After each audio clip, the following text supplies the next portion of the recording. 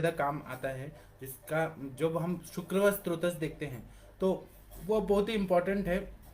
स्रोतस को समझना बहुत जरूरी है, क्योंकि अगर हम स्रोतसों को समझेंगे तो हमें हेतु समझ आएंगे, उसकी दृष्टि के हेतु समझेंगे, उसके लक्षण समझ आएंगे, और फिर चिकित्सा किस तरह से हम लोग करें कि हमें सफलता प्राप्त हो, इसको जानना बहुत जरूरी है। अगर यह चीज हमें बेसिक चीजें नहीं पता चलेगी तो हम आगे चिकित्सा करेंगे किसका।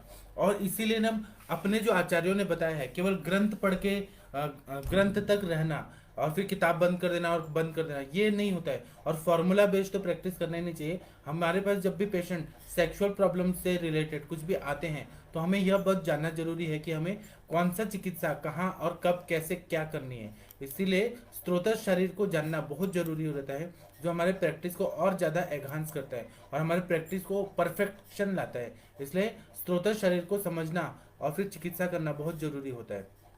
अब मैं आप लोगों को शुक्र व स्त्रोतस का हेतु मैं बताऊंगा, और उसके बाद मैं लक्षण बताऊंगा और फिर चिकित्सा बताऊंगा, जो आप लोगों को बहुत ज़्यादा उपयोगी पड़ने वाला है। दूसरा बात मैं आप लोगों से यह करना चाहता हूँ कि आप लोग ने जो भी मैं बता रहा हूँ उसको आप लोग कमेंट बॉक्स में लिखिए और बताइए कि आप लोग को क्या डिफिकल्टी आ रही है। अगर कोई स्त्रोतस परीक्षण करने में या चिकित्सा करने में क्या डिफिकल्टी आ रही है आप लोग बताइए, तो हम लोग आगे उसको और अच्छे से कर पाएंगे।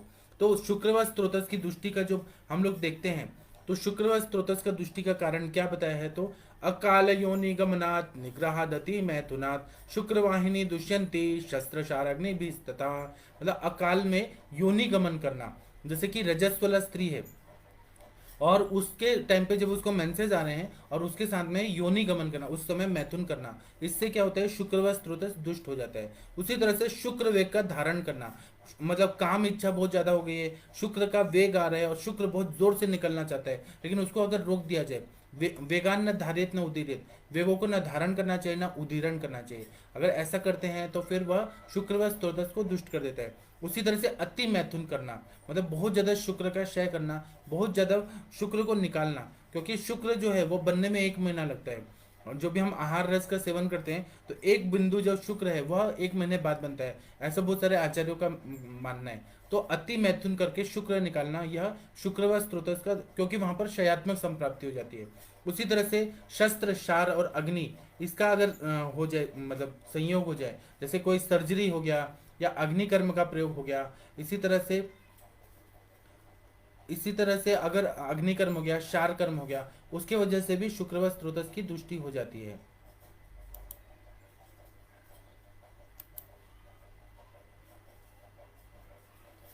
शायद आप लोग के पास ये वीडियो जा रहा है कि नहीं जा रहा है, मुझे उसका आइडिया नहीं आ रहा है। 1 मिनट में इसको ये करता हूँ, कारण मुझे जाना पड़ा। मैं अब फिर से ये शुक्र व स्त्रोतस का दृष्टि का हेतु और लक्षण और सब बता रहा हूँ, क्योंकि यहाँ नेटवर्क का बहुत ज़्यादा प्रॉब्लम हो रहा है। जब हम लोग शुक्र व स्त्रोतस देखते हैं तो उसका दृष्टि का हेतु देखना जरूरी है, लक्षण देखना जरूरी है और चिकित्सा जानना बहुत जरूरी है।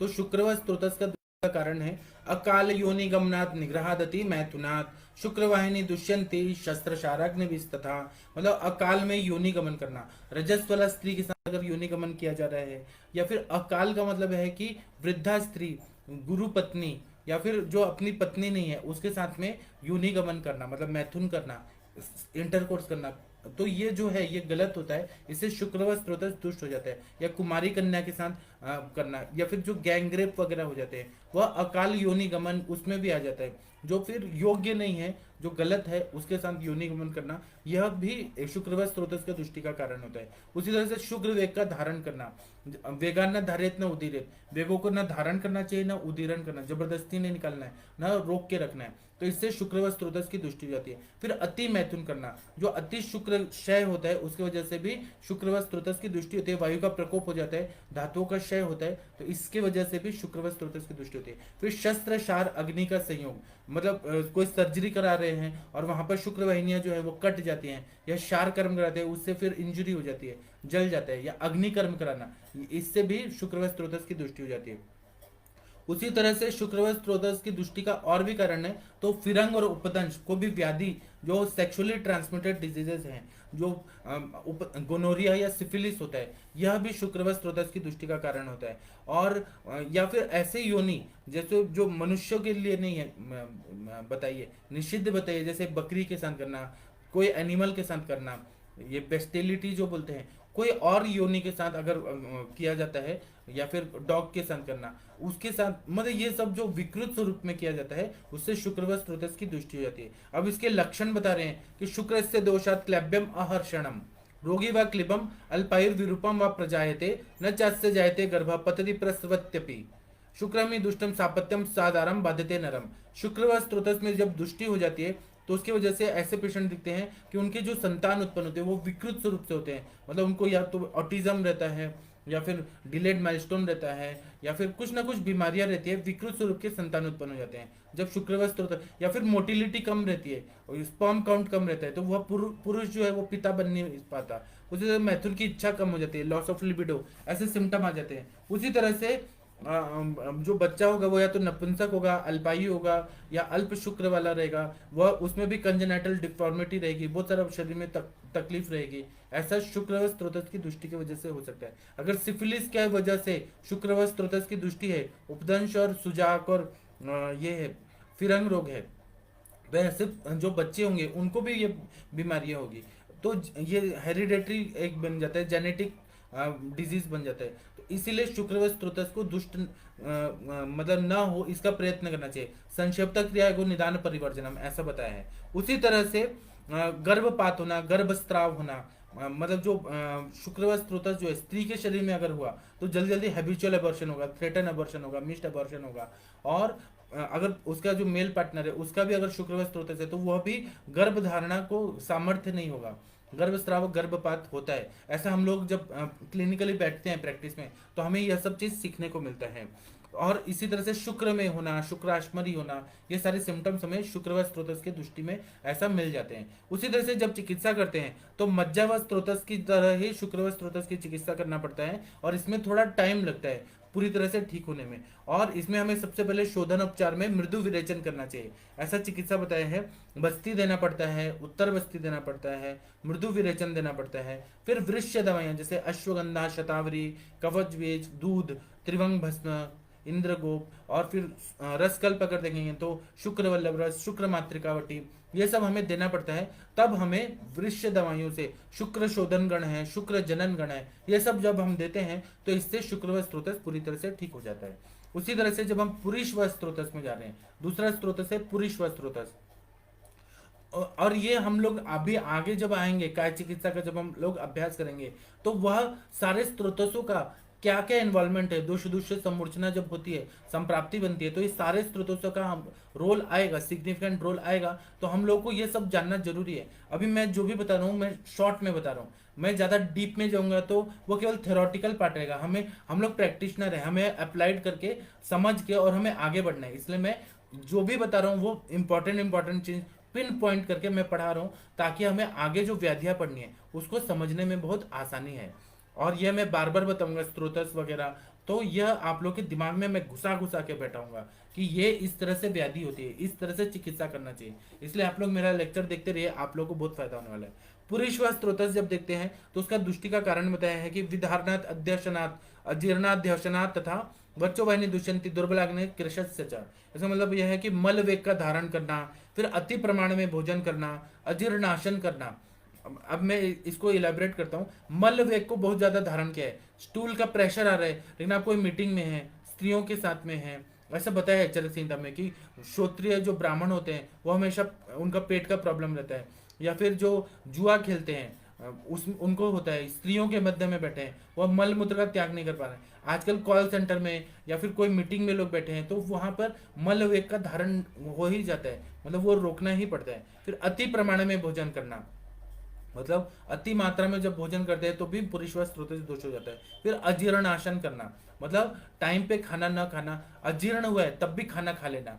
एक तो टाइम पे भी नहीं खा रहे हैं और पहले का खाना पचा नहीं है तब भी खाना खा रहे हैं, बिना काल का ही खाना खा रहे हैं। और फिर अध्यशन करना, खाना ही न खाना, और खाना खाने का जब टाइम है उस टाइम पे न खाना, ये अध्यशन होता है। अनशन का मतलब खाना ही न खाना होता है, और अध्यशन मतलब होता है कि भूख का टाइम नहीं है, मतलब भूख नहीं लगा है लेकिन टाइम 9 बज गया है, ऐसा फिक्स टाइम कोई लोग करते हैं कि 2 बजे लंच करना है, 9 बजे ब्रेकफास्ट करना है, 2 बजे लंच करना है, और डिनर आपको 10 बजे करना है। ये जो फिक्स टाइम रहता है उसमें अग्नि को नहीं देखा जाता है, और खाना खा लिया जाता है, खाना पचे ना पचे। तो अध्यशन करना है, इससे क्या होता है कि मल जो होता है सार कीट विभाजन अच्छे से नहीं हो पाता है, तो इसी के वजह से वहां पर अध्यशन की वजह से मल पुरुष व स्त्रोत से वो दुष्ट हो जाता है, और बहुत सारी व्याधियां होती है, जैसे कि कुष्ठ रोग हो जाता है, क्योंकि मल संचिति अगर बहुत ज्यादा हो रही है, शिरा शुल हो जाता है, विसर्प होता है, रक्तपित्त होता है, ज्वर होता है, बहुत सारी वात रक्त होता है, बहुत सारी व्याधियों का कारण मल वेग को धारण करना है, क्योंकि मल जो है वेस्ट प्रोडक्ट है, विष है, उसको शरीर से बाहर निकलना ही चाहिए। उसी तरह से अग्नि मान्यता होना, और फिर अतिकृष्टता होना। अग्नि मान्यता अगर हो रहेगी तो सार कीट विभाजन अच्छे से नहीं होगा, जाठराग्नि मंद रहेगी तो खाया पिया पचेगा नहीं, आम उत्पत्ति बहुत ज्यादा होगा। अगर आमाशय की जाठराग्नि अगर वीक है तो भूताग्नि लेवल से भी सार कीट विभाजन अच्छे से नहीं होगा, धात्वाग्नि लेवल से भी नहीं होगा, जो शोष्य मान्य वहनी है पूरी शासन में वह भी अच्छे से नहीं होगा। तो यह सबसे मल जो है वो अच्छे से बनेगा नहीं और निकलेगा नहीं, और फिर व्याधियां बहुत ज्यादा होने लगती है। और बहुत सारे केसेस जो हार्ट के पेशेंट आते हैं, कार्डियक डिजीज के पेशेंट आते हैं, उनमें यह दिखता है कि पुरुषवा स्त्रोतस की दृष्टि उसमें पाई जाती है। इसलिए हमेशा पुरुषवा स्त्रोतस पे ध्यान देना बहुत जरूरी है। अब लक्षण बता रहे हैं कि अगर पुरुषवा स्त्रोतस दुष्ट हो जाते हैं तो क्या क्या लक्षण होते हैं। तो ऐसा बता रहे हैं कि कृच्छिन अल्पाल्पम सशब्द शूलम अति द्रवम अति ग्रथितम अति बहुचोपविंशम दृष्टवा पुरुष वाहिन्यस्य स्त्रोतांसी प्रदुष्टानिति विद्यात्। मतलब सकष्ट मल प्रवृत्ति होना, सशूल प्रवृत्ति होना, मतलब बहुत ज्यादा पेट में दर्द होने लगता है, कष्ट पूर्वक मल प्रवृत्ति होता है, मतलब बहुत ज्यादा कॉन्स्टिपेशन रहता है, विबंध रहता है, मलावष्टम्भ रहता है। मैं इस पर एक लेक्चर लूंगा कि विबंधता किसको बोलते हैं, फिर मलावष्टम किसको बोलते हैं, और समाधानकारी मल प्रवृत्ति किसको कहते हैं। इस पर मैं विस्तार से एक बार बताऊंगा कि विबंध विबंध अलग है, मलावष्टम अलग है। तो और उसके एसोसिएटेड सिम्टम रहते हैं, आधमान होता है, आटोप होता है, उदावर्त होता है, वह सब क्या है, आना होता है, वह सब क्या है। मैं इस पर एक लेक्चर लूंगा तो मैं आप लोगों को अच्छे से बताऊंगा।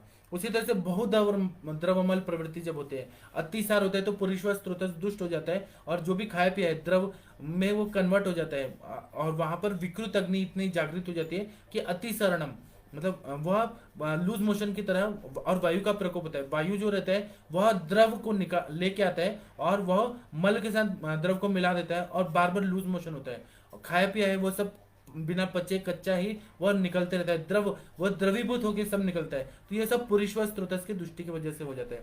फिर मल प्रवृत्ति के बाद भी समाधान ना मिलना, मतलब सेटिस्फेक्शन ना मिलना, बार बार जाने का इच्छा होना, ये सारा भी जो होता है वो पुरुषवा स्त्रोतस की दृष्टि की वजह से होता है। इसी में अतिसार व्याधि होता है, फिर विसूचिका व्याधि होता है, फिर उसके बाद में रक्तज प्रवाहिका होता है, प्रवाहिका की सारे जो टाइप्स है वह सब हो जाता है। आगे आने वाले सेशन में हम लोग बताने वाले हैं कि ये सब व्याधियां कैसे होती है, स्त्रोतों की दृष्टि की वजह से होती है।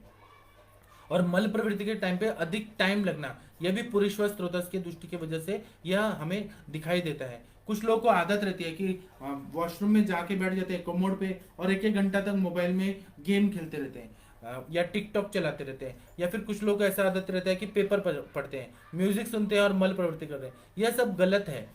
पहले के जमाने में ऐसा बोला जाता था कि मल प्रवृत्ति के लिए थोड़ा वॉक करके आना चाहिए, ब्राह्मण मुहूर्ते उत्तिष्ठे स्वस्थो रक्षार्थम आयुषा। उसके बाद में मल प्रवृत्ति के लिए बोला जाता था कि नदी के किनारे जाके थोड़ा वॉक करके तब मल प्रवृत्ति किया जाता था। तो जितना वॉक करेंगे उतना हलचल होती है और अच्छे से मल निकल जाता है। यह करेक्ट मेथड है कि थोड़ा सा वॉक करके तभी मल प्रवृत्ति होना चाहिए। जो लोग ना ये सब नहीं करते हैं उनको मल साफ ही नहीं होता है, और रात्रि जागरण जिनका हो गया है, दिन में सोना हो गया है, उनको बहुत सारी व्याधियां हो जाती है। अब चिकित्सा जो बताया है पुरुषवा स्त्रोतस की, उसमें ऐसा बताया है, ऐसा उल्लेख किया गया है कि स्वेदाभ्यंगावगाहश्च भर्त्यो बस्ति कर्म च हितं प्रति हते वर्चस् स्या अन्नपानम प्रमाति च न वेगान्न धारणीय अध्याये चिकित्सा संग्रह कृतः मलजानम विकाराणाम। इसका मतलब यह है कि पुरुषवा स्त्रोतस सामान्य उसकी जब दृष्टि हो जाती है तो सामान्यतः अतिसार के जैसा ही चिकित्सा करना पड़ता है। आम पाचन में उसमें आमावस्था जब रहेगा तो पाचन और ग्राही द्रव्य देना पड़ता है, और निरामावस्था जब रहती है मतलब आम पच जाता है निरामावस्था हो जाती है तब स्तंभन दवाई देना पड़ता है। यह बेसिक दो चीज समझना चाहिए। आमावस्था है, आम संचिति बहुत ज्यादा है, अग्नि मान्यता है, तो हमें ग्राही और आम का पचन करने वाली दवाई देना है। ग्राही द्रव्य में जैसे शुंठी आता है, वह ग्राही द्रव्य है। तक्र है, वह ग्राही द्रव्य है। और स्तंभन द्रव्य देंगे तो कुटज है, बिल्व है, यह सब कैसा रहता है, तो स्तंभन द्रव्य है जो स्तंभित कर देता है, मल को उधर ही सुखा के और उधर ही रोक देता है। ग्राही द्रव्य जो है वो पानी को ऑब्जर्व करता है, आम का पचन करता है। शुंठी